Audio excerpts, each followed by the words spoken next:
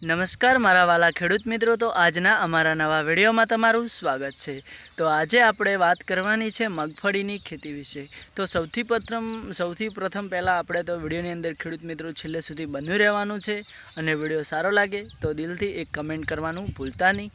તો હું આજે વાત કરું છું કે જે અમે મગફળીનું વાવેતર કર્યું છે અને એની અંદર સૌથી પ્રથમ આપણે કેવી રીતે ઉત્પાદન લેવાનું છે અને વીઘાની અંદરથી મગફળીની આવક ખેડૂતને સૌથી વધારે કેટલી મળે છે અને અમે જે આ મગફળીનું વાવેતર કર્યું છે એમાં એક વીઘાની અંદરથી અમે મગફળીનું કેટલો ઉતાર લઈએ છીએ અને ખેડૂતને કેટલો ફાયદો થાય છે એ વિશે આજે આપણે જાણીશું।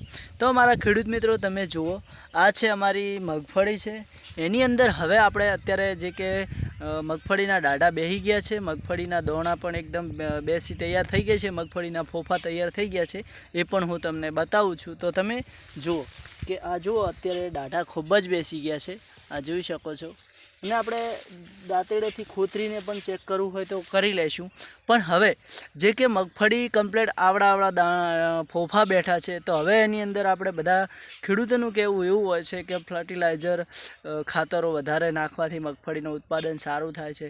પણ હા, વાત સાચી છે મારા ખેડૂત મિત્રો કે મગફળી વધારે થાય છે ને આવક પણ ખેડૂતોને વધારે મળે છે।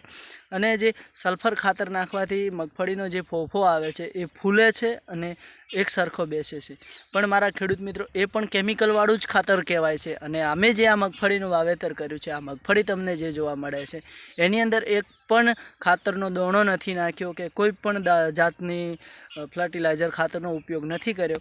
અને આપણે હવે એની અંદર એક ખાતર નાખવાનું છે, જે ખાતર તમે કદાચ નામ સાંભળ્યું હશે, તો એ હું તમને ખાતર પણ બતાવવાનો છું અને એ કઈ રીતે અમે ખાતર બનાવીએ છીએ એ પણ હું તમને બતાવવાનો છું અને કઈ રીતે આપણે આ મગફળીની અંદર નાખવાનું છે એ પણ હું તમને બતાવવાનો છું। તો વિડીયોની અંદર છેલ્લે સુધી બન્યા રહેજો। તો મારા ખેડૂત મિત્રો, આ એકદમ સરળ અને સહોલું છે। તો કે આપણે ભેંસોનું જે મૂત્રાશ આવે છે અને તબેલામાં જે પાણી ભેગું થાય છે એ આપણે એક મોટા કેરબામાં લઈ લેવાનું છે, 15 દિવસ પડ્યું રાખવાનું છે। અને જ્યારે આપણે પાણી મગફળીની અંદર વાળવાનું થાય છે તો એની સાથે એ પણ હાંકવાનું છે। અને પછી તમે જુઓ કે તમારી આ મગફળી કેવું રિઝલ્ટ આપે છે અને પછી મને યાદ કરજો। તો વિડીયો સારો લાગે તો જરૂરથી કમેન્ટ કરજો મારા વાલા। અને હું તો આવી રીતે જ કરું છું ને આમ જ કરવાનો છું મારા ખેડૂતો। તો જય જવાન, જય કિસાન। વિડીયો ગમે તો લાઈક કરજો।